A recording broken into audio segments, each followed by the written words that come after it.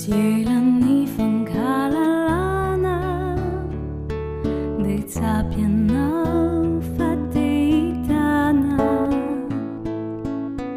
Tsy tia zay teo dia nizay sady dodony anao ny anambady.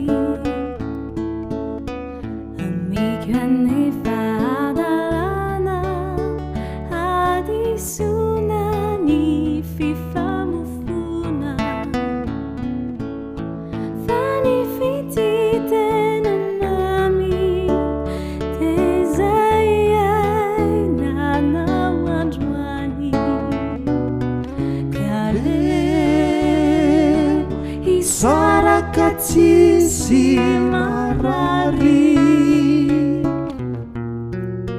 fa raha mivady anye ka ifampilavoatsiary.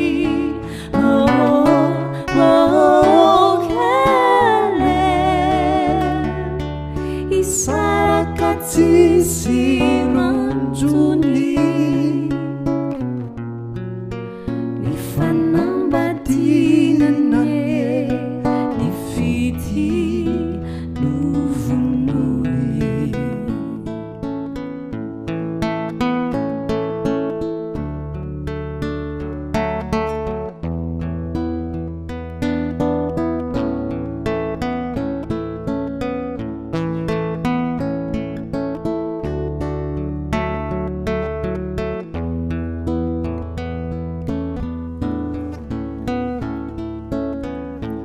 Ulundu samihafa toetra manjary falepetra.